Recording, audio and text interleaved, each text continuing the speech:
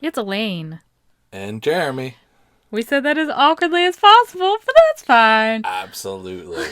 Today, we are going to be discussing Oathbringer, the third book in Brandon Sanderson's Stormlight Archive, a little bit prior to the November 17th premiere of the new novel, Rhythm of War, the fourth installment. You excited? I'm very excited. You're more excited than me. I can tell. Yes. I can hear it in your voice. I'm excited. So, as I said, we're just going to give our thoughts on this novel and then a final review, one for each of us. Absolutely. You don't sound excited. Sound more excited! I'm very excited! Okay, so I'm just going to list things off and talk about them in the order they come to mind. So I feel like one of the biggest problems I had with this book was the fact that the pacing was atrocious. It was slow, and then it got slower, and then it got slower, and then kind of sort of stuff happened, and then it got slow again, and I was like, I just want to die. This book is a nightmare. I honestly don't know if I could have gotten through it if we weren't just trying to like talk about it together, because this was like a joint activity, kind of a separate but joint activity. Like, we didn't actually read it together because that would be too much, but we both wanted to, like, read it, and then I kind of regretted my decision very much. But I'm getting ahead of myself here. The pace was terrible. What do you think? I think that it definitely was a slow book. I mean, the first two were slow, but I felt like there was more happening on a regular basis in the other books than this one kind of just dragged on at points where it takes a lot for me to abandon a book or almost abandon a book, but I came close to abandoning this one partway through. I wanted to murder you for making me read this. Like, I'm not gonna lie. I was not. And I'm also one of those people who doesn't typically give up on books. I think I can count on, like, one hand the amount of times I was just like, yeah, nah. And I can list most of them off the top of my head. But this one, it was a slog. And I feel like, too, like, the other ones did have slow parts, definitely, but I felt like they did a lot more character development, for example, but, like, spread throughout the characters overall. I feel like this one was a very, like, Dalinar-focused book. Whereas the other one, you know, we got some of, like, Kaladin and Adolin, which is apparently how you're supposed to pronounce it, according to Jeremy in his audiobook listening. I thought it was Adolin. That's what my brain said. And, like, Shalin. But apparently it's Shalon. Yes. And I was just like, no! But apparently that's a thing. I think this suffered a little bit from too many POV-itis at points where it was they jumped around to too many characters, and I think they could have told the story without jumping to as many characters at times. And some of the characters were ones where it was like, can we go to a different character now? Yeah. Like, and I get that in some books, like when even in series that I like, when there's a character that I don't like as much as the other ones, I kind of want to go back to the character that I like, but this one just had so many little tributaries and then flashbacks and so many things where it was like they kept teasing like something was going to happen and then nothing would happen. Yeah, I think this one was a little bit more flashback heavy than the other ones, but I think it's also because this book was the longest of the three, not necessarily because that would have been the case if there were like the same amount of pages to work with, you know what I mean? Yeah. It definitely very flashback heavy, definitely very Dalinar focused, like I said, and just not really getting what I wanted from it. Because it was like, here, let me recruit this guy that will be helpful in a few chapters from now. I didn't need to have an entire chapter about you recruiting this guy so he could save your life later. Like, yeah, it was unnecessary. It was a little bit like the flashbacks could have been condensed a little bit better. I thought by the time we got to the end and the pinnacle of like what all the flashbacks meant and this and that, I thought there was like an emotional payoff to it, but I still think it didn't require as much as there was as much time that was spent focusing on it. There was also a certain predictability to the trail that the flashbacks were going to take and what was going to eventually happen. I mean, you didn't know the specifics, obviously. There was no way to know specifically what was going to happen, but it was fairly predictable where it was going to end up based on where Dalinar is now and the clues that we have in present day, what actually happened. I would agree with that. Definitely. And I think this is something we're going to get back to a little later, just like having problems with like the flashbacks and all that other stuff. The next thing I want to talk about is just, I think this would affect me more than you because I'm a very, very picky English major. case you guys didn't know that already. I found that the prose was very awkward at times. It like the sentence structure was just strange. The sentences didn't sound like nice, and the way the characters spoke was just peculiar to me. Like, I understand that, okay, you have characters that are not very well educated, so obviously their speech patterns, you should see that reflected in their speech patterns, and you did for some extent for some of them. And then you have more well-educated characters and they spoke a certain way, and it wasn't the same as those other characters, and that was good, because sometimes you see these people that always speak the same way in books and you're just like, but why? This one grew up in like the middle of Harlem and had a terrible education. Like, that doesn't make any sense. So that was a good thing to see. It's just like the way they all did it, even, and I'm going to not include the uneducated characters in this because obviously they're not going to speak the way I want people to speak. But the way these characters spoke was just very awkward. And again, the way that Sanderson was writing was just not good. It was a very odd way of writing, and the sentence structure was terrible. And it reminded me a lot of Elantris, like a lot of his early work, which was very clunky. Not quite as clunky, but just not as strong as I had seen it in some of his more recent works. I don't think it's going out on a limb to say that Sanderson's not known for his prose. It's not really a thing that he's touted for, even in big fanboy circles for Sanderson. Fanboy circle. Yeah, I just don't think that's a thing that he's great with. I mean, he usually has better flow. I think this was a weaker effort when it came to like his descriptions of fight scenes and things like that. That was my next thing. Well, we'll just go into it now, about. I guess.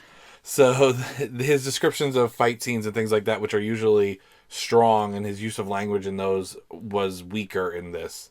But only when he uses magic. Like, a lot of people really talk about his, Mistborn trilogy and all the fighting that took place with the magic here, or there rather.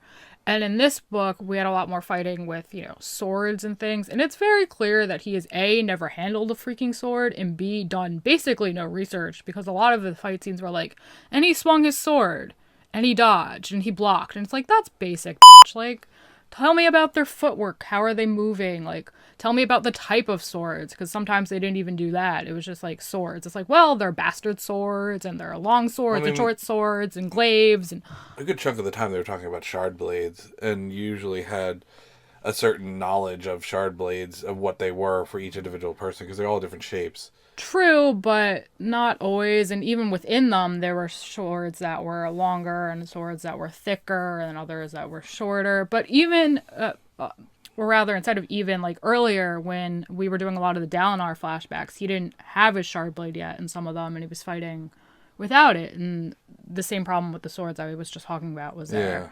Yeah. I think where his fight descriptions excel in this book is when he's describing either the Skybreakers or the Windrunners. That's definitely in his wheelhouse, I think. When he had, what was it, Zeth, when he was training with those the throwing things, with the powder. Colored powder. Yeah, I think that was the best done. That was very well fight done. Scene. And I was listening to the audiobook version, and I could picture where he was, like where everybody else was in relation to him. He's good at describing Kaladin's fighting. I think. No, I don't agree. I think the one with Seth, I would agree, is the best one that he did, but I would argue that it was hard to picture the placement of some of the other students. At times, I think he kind of like dropped into lazier descriptions. And I think his writing, as far as Kaladin is concerned, was more fluid in the previous novels than it was in this one. A lot of this one was like, he barreled into this person. Or he flew up and then he flew. Like, it was just so basic. And I was just like, why? Well, he ended up Kaladin's more experienced now. But, he hit it for a little bit. He also ended up having, like, Kaladin fighting people that were not designed well against his. Like, his descriptions of his fight against Zeth in the last book, that I feel like were better because it was two, essentially, Windrunners going up against each other. And the descriptions were interesting in that because it reminded me a lot of when Mistborn would fight, because it was very like he would have doing the steel pulling and the iron pushing and the steel pulling or whatever it is. It's been a long time. But it's very similar in terms of how the lashings work, and he was always good at describing that, and I feel like that's why he leans into those kind of descriptions in the Stormlight books, because he likes that. and I think it works well. I don't think he was particularly creative with the other uses of the radiant abilities, and he was very nondescript when Shallan was actually doing stuff and using her illusion abilities and using them to fight people. It was very nondescript. It was very basic what he was using them and how he was describing them. So I feel like the only strength that he really has in terms of the radiant abilities describing fight scenes is the Skybreakers and the Windrunners. Yeah, and I think to an extent Kaladin did fight like, quote, normal people in this book like he did with, you know, the other novels, but he also fought a lot of the fused, and even with them the fighting wasn't particularly fluid to me. And to just talk about the radiant ability is a little more like, I didn't quite understand how the abilities matched up to the description of their class group, like their ideals, their order. Yeah, order, that's the word I'm looking for. Order. I'm like, what was that word? Order, right, there we go. I mean, I would not, if I didn't go on Coppermind and actually research the different abilities and what the different aspects were, I would not know them from just reading the book. I wouldn't know the difference between the Windrunners and the Skybreakers for sure. Yeah, they don't even mention the difference between them until the very end with when he mentions the thing about the disintegration or whatever. Well, he mentioned in passing that the Skybreakers don't have as much access to the lashings, like they can't use them all. So I was like, okay, that's one difference, but I mean, if you can both use lashings, I don't really consider that like a difference. You know what I mean? Like, if you could still use a thing, but you're just not as good at it, it's like you can still use the thing. The issue is, I feel like if you need a wiki to explain your magic system, then there's a problem there. I feel like Mistborn had a wiki. I mean, everything's on Coppermind. Yeah, and you could look up and you can research stuff, but I feel like it wasn't necessary. You knew what all of the elementic metals did. Well, they had the table at the back, too, to help you if you forgot. And you knew what they could do. You knew what the limitations for them were. You knew how to make, like, was it savants when you burn too much of the same metal?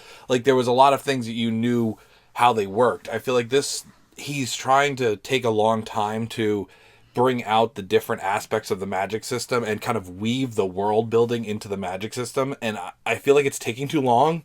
And because it's taking too long, you almost end up with that, like a wizard did it kind of feel, where it's like you have a plot convenient ability. Like, yes, I understand Bondsmith. I understand that there's certain abilities that might come with that, but when they come out at a plot moment that you're like, all of a sudden I can solve the problems of the entire story because of this ability that we've been hinting at for the whole book, but it kind of comes out of nowhere, like just because you invented this part of your magic system. So it's like, I feel like I like having the rules of the magic system ahead of time.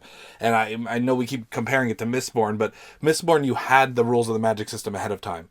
Right. A little bit of Ferrochemy came on later on, but for the most part, Allomancy, you had it outlined, you knew what everything did, and they used it to solve the problems throughout the story, but you knew it could do those things ahead of time. And I feel like having a magic system that's, yes, it has rules, but they're kind of rules that require tables and explanations and Wikipedia articles that you're kind of pulling out as the story's going on, and I think it kind of makes it messy. Yeah, I would agree with that. I think, though, that when you consider fantasy, at least when I was in school, I was taught that the main difference between it and science fiction is that, like, science fiction has, quote, magic, but it's explained with science. Yeah. And this was very much, a wizard did it.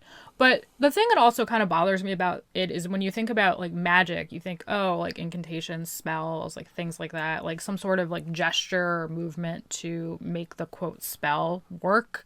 And you don't see that here, and that kind of bothers me to an extent too. I mean, with lashings to an extent, they have like the difference of like doing it over and over and like this kind of mathematical calculation on how it'll like affect things, but there's no, like, for the most part, movement described to go with it. There was some, but it was minimal. And then the other thing that really bothers me is that there are abilities that go with some of the orders that I wouldn't think would go with them, like Renarins. Did I say that wrong? Renarin. Yeah, like, it looks like Renarin. It looks like it should be Renarin. Anyway, so his order, the truth seers, I think they're truth seers, like, can see the truth, like, in that, like, mirror thing they were describing. And I'm like, yeah, that makes sense. That's fine. But then it's like he can heal people as long as they haven't been injured too long. But his is different because his power is corrupted, so he only has access to one half of his radiant abilities, and the other abilities not tied to his radiant ability. I still think it's a weird thing to just tie in with him. I guess because he's not the, quote, like, fighter of the family. He has to be the, like, little cleric person in the corner, but still it strikes me as a little odd. I mean, the thing that I never quite grabbed, I mean, I guess the clues are there, but again, it required me looking it up, that the orders share aspects with each other. Right. And I didn't know that until, that's why I looked it up when I was looking up the Skybreaker thing, where it's like the Skybreakers share a specific part with the Windrunners, which is why they're very similar. It seems like the main part of the Windrunners and the main part of the Skybreakers are the same, which makes them very, very similar. And then you have like the other orders, like Shallan's order and Yasna's order they share the ability to walk through realms or whatever. The soul casting. Oh, yeah. They both have the soul casting ability, which is another thing that can just be done by like machines, like soul casters. But they have that ability, and I didn't really kind of grasp that they all share a specific thing. And I feel like I feel like there has to be an organic way to work that into the story to explain those kind of things, but they haven't yet. And now anybody who's really involved in the series has already looked all this stuff up, so there's never going to be really like an organic working of it. Well, I think the problem with like the soul casting in particular was the fact that every time we had seen soul casting, for the most part, it was with a soulcaster. Like, then we found out that Shallan and Yasna, for whatever reason, could do it without the soulcaster. But then we were kind of like, oh, they're Radiants. Like, maybe that's something that all Radiants can do, because no other Radiant had ever tried to do it. So we didn't know, oh, wait, they can't do it because they're not of the right order. You know what I mean? Yeah.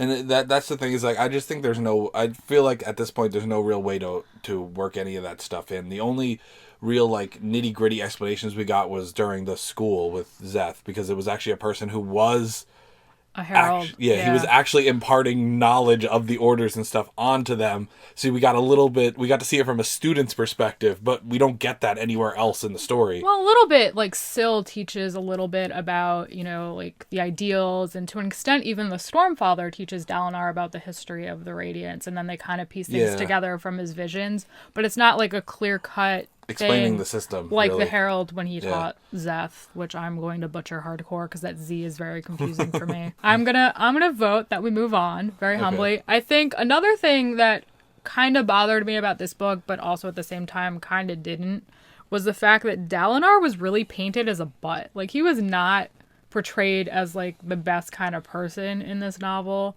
because of his history with, you know, the rift, and then it's like, hey, I'm gonna be drunk now and depressed and just like want to fight all the time and consider killing my brother for a moment so I can have his wife that should have been mine, and I can keep fighting and rule the kingdom, and then like all that crap. And it's just like, he looked forward to war so much. I'm like, what kind of person are you? But that built up to the whole thing with the thrill, and you kind of needed that in order to justify how strong the thrill was over the Ilithi. I mean, I would say you only needed part of it. I didn't need the constant, hey, like, I'm fucking depressed because reasons, and because I'm trying very hard not to ruin everything, so I'm not going to give the clear reasons. I'm sorry. And then I'm going to drink all the time because I hate myself. It's like, I honestly wanted to throw this book across the room every time it was a Dalinar chapter after a while. I'm like, oh my god, he's getting drunk again. I wasn't a huge fan of Dalinar in the first two books, so when I was a little bit deflated when I heard that this one was going to be so Dalinar focused, because I heard that before the book came out, and that kind of bothered me because I wasn't happy that it was going to be centered around a character that I didn't really like. I mean, I liked Kaladin was really the only character I liked out of the first two books. I wasn't a big fan of Shallan. I liked her second book better than I liked her first book. I found the arc in the first book so boring. I hated when she was working with Yasna. I hated all that stuff. Like, that was the parts of the book where I was like, can we go back to the stuff that I like? Yeah, I think Kaladin was really portrayed well, and definitely the character I liked the most. And I don't think we got enough of Kaladin in this book.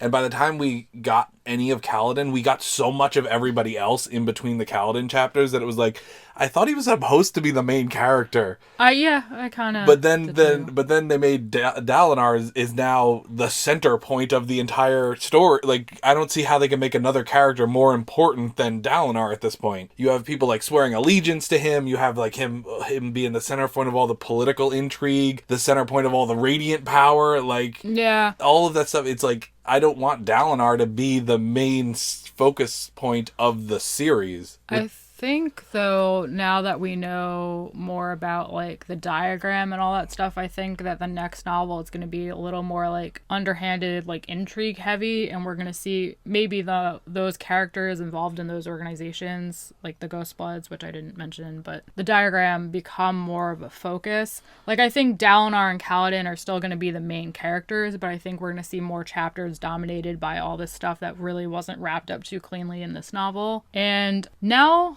I would take some more Taravangian chapters. I do like his character. I think he's become more intriguing, but I also feel like they can only do so much with him because he wasn't really a focal point in the first two books. Yeah. But it would be interesting to see. I'm kind of worried they're going to do more with Navani, though. Because she's getting more chapters and she's getting perspective. Navani. And I was literally just about to bring up that I like Navani a lot more than I like Shallan or Yasna. And she was getting some of the political things, and you were getting to see like more of our knowledge of the other countries or territories, kingdoms, whatever. Right. Were through her chapters. True. So, and like I thought it was kind of interesting to get some of the world building, and I feel like that's the only time we really got any knowledge around any of those other places. Yeah, but I also felt like they were too long, and they were some of the chapters with, like, the most pointless information. Like, there was literally the chapter, like, I was a little ahead of Jeremy for a little bit, and then he got, like, way ahead of me. But there was a chapter where I was like, Jeremy, there's 3 pages about goddamn chairs.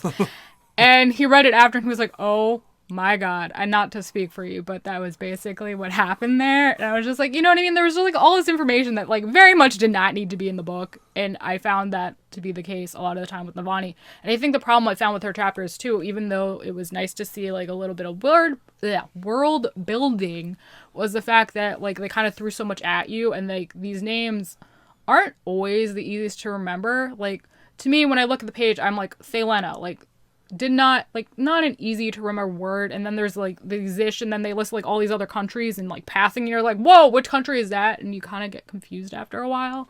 Like, I found a lot of her chapters much harder to like keep up with, and I kind of just like read them in passing without really caring because there was just too much. Yeah, I mean, I remember the characters more by like who they are versus their names. Like, the names kind of blend together after a while. A lot of them are very similar. And it's kind of hard to keep up with all of them. We're talking about countries and not characters, sir. Huh? Countries, characters, all of them. They all kind of blend together. Wow, Jer. Wow. So that just suggests that Sanderson didn't do a very good job distinguishing people, doesn't it? If you're getting confused. I mean, it's too many named character syndrome.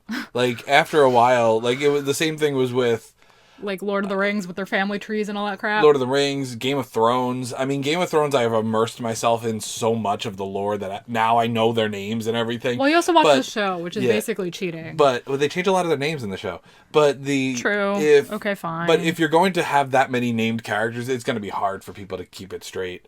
To name characters, name places, named all the different types of spren, all the different types of, like, I don't know, like everything, all the cities, all of the different units. But wouldn't it be easier if they were like simpler? Like, this is actually a point that one of my professors brought up in college. He was telling me that it's really important when you're writing to come up with like names and places that people can read readily and will be easier to remember. Otherwise, they run into this problem because it's not like we have like normal names. Like, there's no Sam in this book. You know what I mean? We don't have Sam. We don't have a Ben or like an Amanda or something. Like, it's just these long ass weird names that I clearly don't understand how to pronounce because Jeremy's telling me that everything I thought is completely wrong. Yeah, like I mean, Game of Thrones had some weird sounding names, but most of them were Sam, John, Ned. Like, I mean, we had a few Johns. Catelyn, yeah, that was several Johns. Or it could be Caitlin. I mean, but even then, like, people will remember. Or they started calling her Cat. Like, you can't screw up Cat. Yeah, so there was a lot of... it wasn't particularly hard to suss out the characters. They were simple names. They're complex, weird sounding names that all sound they're similar in certain ways, especially like if all the Alethi names sound basically the same. Yeah, the ins and the ons. So it's kind of hard to keep everything, straight. So definitely. And then the other thing, too, was they were kind of non-specific with certain characters. Like Fenn's son, they mentioned his name like once or twice, but usually it was just Fenn's son or the captain. And it's like, well then, not helpful. But another thing that was really a problem for me, it was just like the length of this book. I felt like we probably could have cut out like a good third of like that extra detail we didn't really need, and it would have been so much better because I was really dragging my feet. Like, I even, like, when I was at the end, I had, like, 50 pages, and I was like, oh my god, 50 pages, why?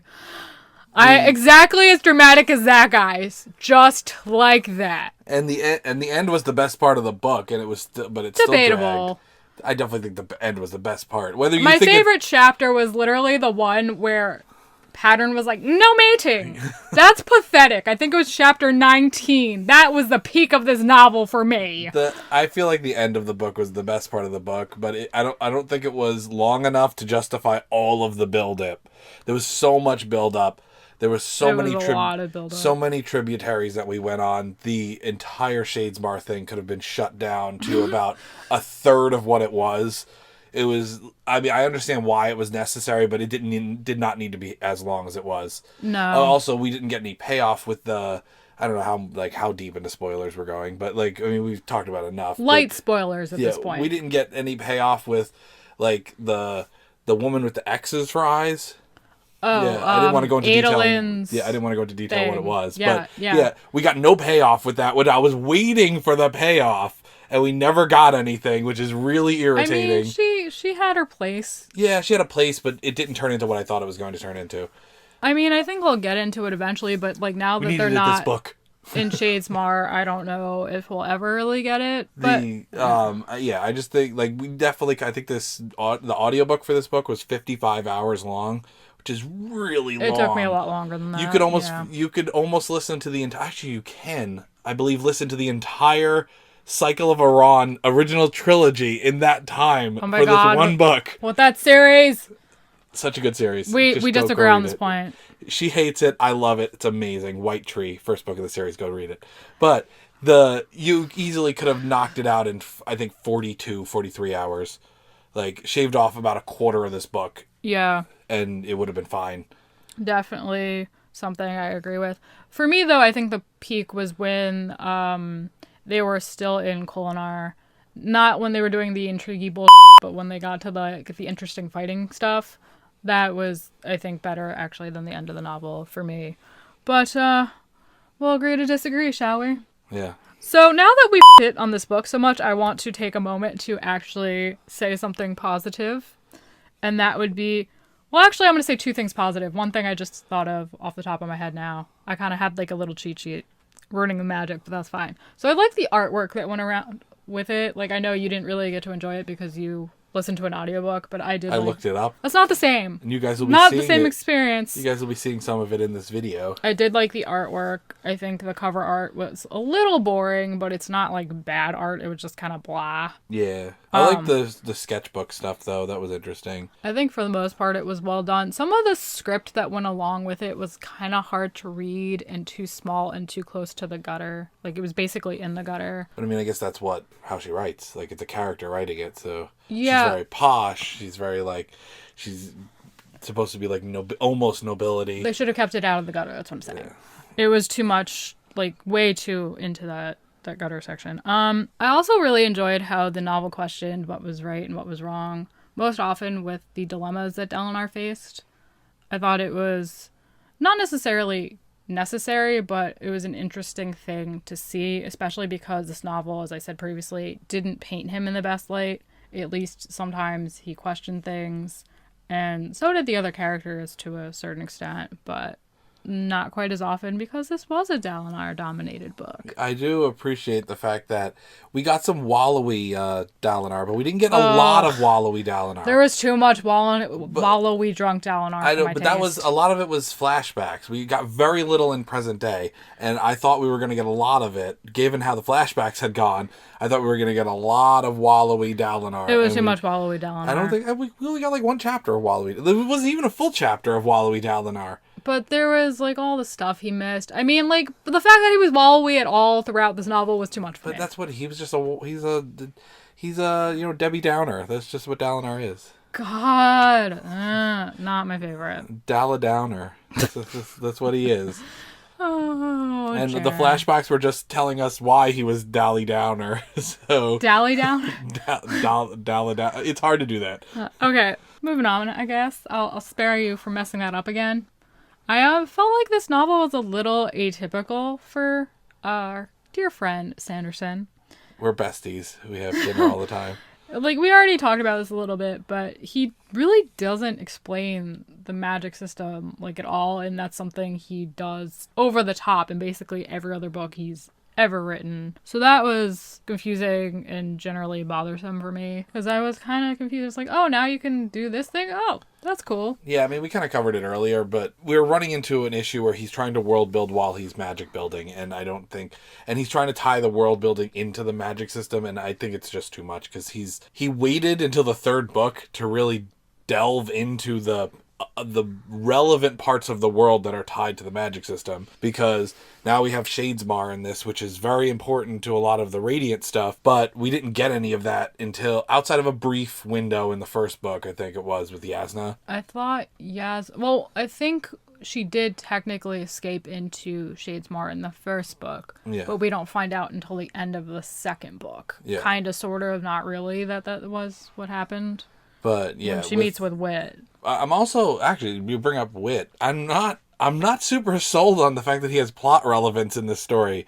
He has plot relevance in all of the stories. Wit, the common character that kind of like goes through all of the Cosmere books, but I feel like he actually has impact on the plot in this book, and considering he's like, I don't know, I haven't done a ton of research on him because I specifically tried to not get stuff spoiled for me because there's a lot of other stuff out there in the Cosmere that I haven't partaken in yet, but he actually like impacts the plot a fair amount in this book. Yeah, he does. Outside of like in Mistborn, he was in like one section. Like Kelsier bumped into him one time, and then in Elantris he was like a specific merchant or whatever that gave them something. I can't remember exactly what he was, but he was always like a character that tied into the story, but not in an impactful way. And in this he got like POV chapters, and he got actual plot relevance, and he was referred to by pretty much all of the main cast at one point or another, which is I feel like he's too central to it. I mean, that might be because the Stormlight Archive is supposed to be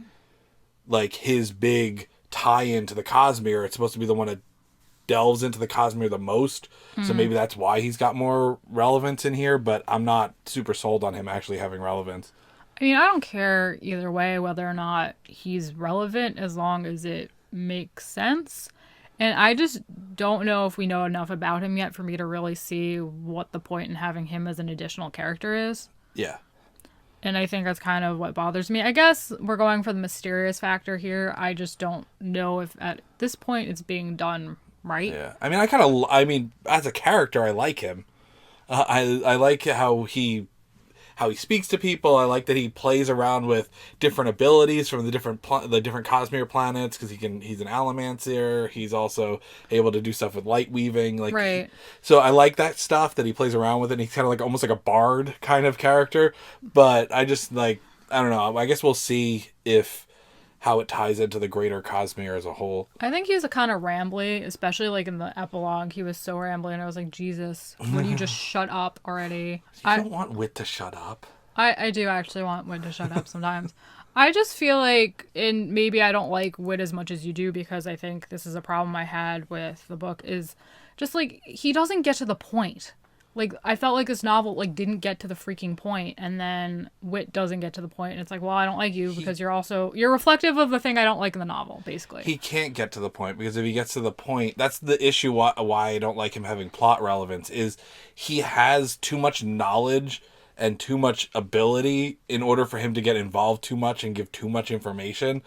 But so then he has to walk this tightrope of, I'm going to be playful and I'm going to give information when I feel like I should give information. But then it's like, well, if you're willing to get involved to this extent, why don't you just do something? Do something about the situation, because obviously you know what's kind of causing a lot of this stuff. All this stuff with the shattering of the Cosmere and everything, which is causing a lot of these problems that happen on all these different worlds. So I just don't know, if you're going to get involved, then get involved. If you're not going to get involved and you're like, I'm a god or I'm a whatever and I don't want to get involved, then don't get involved. So that's kind of the thing. I feel like it's dipping your toe into a water that you really can't dip your toe into, if you kind of understand that. Fine. Have your perspective that I do not agree with, but it's fine. I'm just going to mention this one in passing because we already kind of went over it. I just don't get why most of the interludes are there. For example, the one with Pooley, the lighthouse keeper, was collecting wood for whatever. Like, he was never touched on again, and I don't see how his chapter really tied into anything. And then, although I saw the relevance for some, I don't really need why we needed, or I don't really understand why we needed an entire chapter about decoding the Dawn Chant. That's literally something we could have mentioned in passing and it would have been completely fine. Yeah. Oh, or the Soulcaster person. Oh yeah, I don't understand why the that wasn't there either. Fudge. I said fudge. You heard me say fudge. I also, and I know you didn't have as much of a problem with it, hated the short perspectives at the end of the novel. They were just too short. They were too jumpy. And it was like, as soon as something happened with one person, I was switching to a new person. I was like, wait. By the time I got back to the other first person, I was like, wait, what? What were they doing? They were doing, like, it was a little too much for me as a reader of a physical copy of this book to, like, feel satisfied and happy and like it was fluid and easy to follow. I think that's where we differed, because of me listening to the audiobook and you reading it, because the narrator would change at the end. So like if it went back and forth, if it went from Kaladin to Shallan, then it would be Kate Redding reading it versus the Michael Kramer doing the Kaladin part. So it would go back and forth. The voices were usually different, so it was easy to keep track of who was talking. It wasn't that as much. It was just like there was too much space between each thing for it to seem fluid.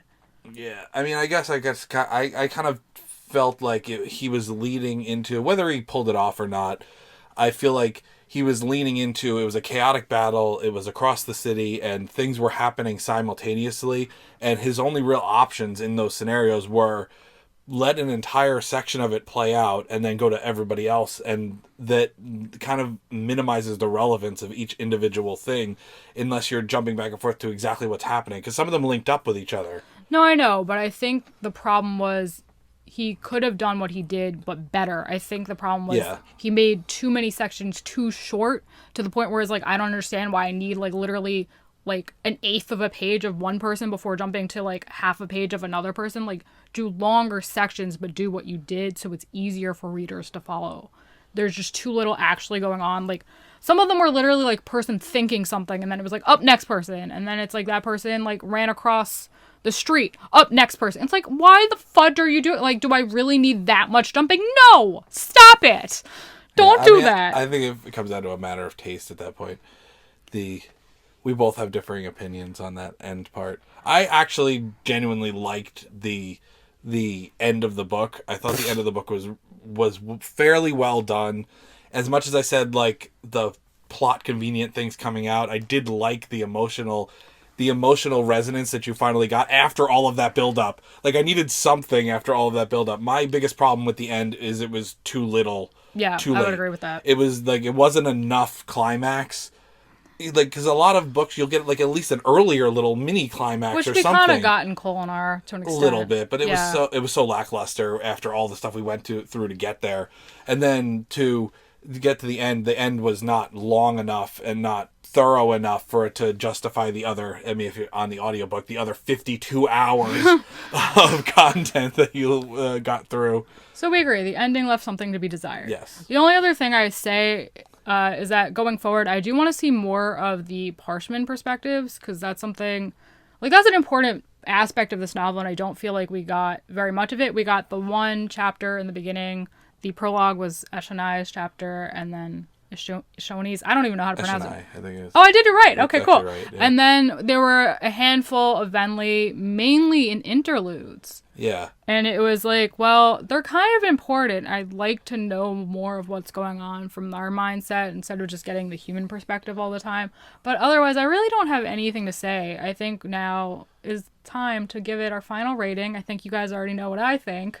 And let's start off with yours. Okay, so I thought this novel was absolute trash. It's a hot mess. It's atrocious. This is the novel that made me decide that I am not going to read anything of Sanderson's for a while because I forgot how bad his writing is. His prose. I'm talking about his prose, not his prose. Because I do actually really like some of his other novels, but this was a mess. It was too long. The characters, they didn't even develop that much, and it was over 1,000 pages. Like, my brain is ouching, okay? My brain is ouching. This gets a 0. That's how bad this novel was. Can't get a 0. It gets a 0, because if you hadn't asked me to do this with you, I would have put it down. That's how bad this book was. I am not finishing this series. It was trash. Absolute trash. A steaming pile of trash. I cannot burn it fast enough. I cannot forget the horror. There are so many worse books out there. I don't know how you can give it a 0. Because it was because I think I would have been a little more forgiving if it wasn't so darn long. You know, I didn't feel like it wasted so much of my time, maybe I wouldn't have cared so much. Maybe I give it up 0.1, but it's so bad. Oh my god. Okay, so now that we've gotten that, the hyperbolic end of the scoring, I'd probably give this maybe a 5. You're too generous, sir. A 5. It's still a failure, but too generous. It might be able to push a 6. Too generous, indeed. I'd probably stick with a 5 just because I'm disappointed because I really like Sanderson. I think if this was any other author that was just a book that I picked up and it was, I'm fresh to the series and I haven't loved a lot of his other work, then maybe it would have been it wouldn't be as low. But I think the biggest thing is just that I will say it is a waste of time. Yes. I felt like I wasted a lot of time.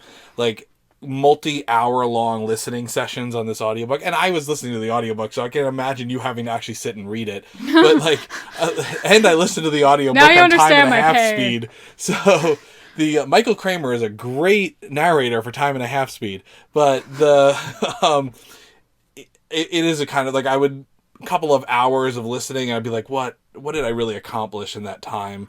I didn't really accomplish a lot. So we agree. It's not a good book by any stretch of the imagination. I think the reason you think of this better than I do is because you haven't read Sanderson's bad work yet. I know I got an award, but The Emperor's Soul is terrible, and I'll talk about that some other time, I'm sure. It was just, God. I read Elantris. That wasn't that good. That was clunky. And that was poorly done. I mean, really the thing that carries him for me is Mistborn. I loved Mistborn so much. Which was also clunky prose. It was okay. I mean, it wasn't clunky prose. But like I said, Sanderson's not known for his prose. Let me have this, Jeremy. Yes, Stop it was arguing. clunky. It was Thank clunky you. prose. Thank you. Prose. I win something.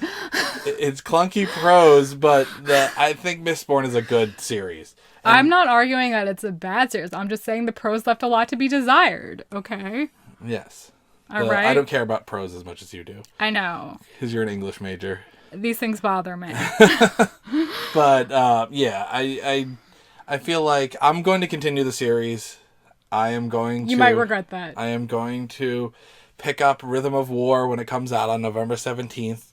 Assuming it's not delayed, like George R. R. Martin stuff is constantly. No, I mean he's got if you follow Sanderson on social media, he gives you charts on where he is in all of his projects. That's too much. Moving on.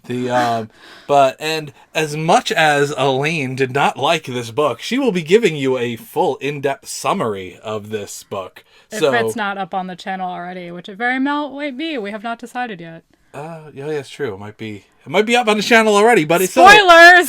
So if it is up on the channel, definitely go check it out. Elaine, despite her giving this book a 0, has gone into excruciating detail to summarize this book. So if you want to pick up on Rhythm of War, whether you just for some reason want to pick up the 4th book of a series, or you just didn't read Oathbringer, or you read it when it came out, 2 years ago? More, I think, and forgot what happened. I'm here for you. Yeah, she is going to prepare you for Rhythm of War. in this series that she will not be You're continuing welcome. You're welcome, folks. Anyway, thank you all for watching our review. We appreciate your coming and listening to us bicker about books, which we never agree on at all, for the most part. If you like what you saw here today, please give us a thumbs up. We love those. Leave a comment down below. What did you think of Oathbringer? Have you bothered with Oathbringer? We want to know those things. We like knowing those things. Knowing things is fun. Tell us which one of us wins in the Sanderson prose argument. Take the victory away from Elaine. No! You will not take this from me, sir! Definitely subscribe to the channel and hit that notification bell if you want to see more of these great book reviews and the summaries and all that stuff going forward. And so you know what's up. We'll catch Don't take that away from me, too. Stop it. Stop taking my things. And we'll catch you guys in the next one. Bye, guys.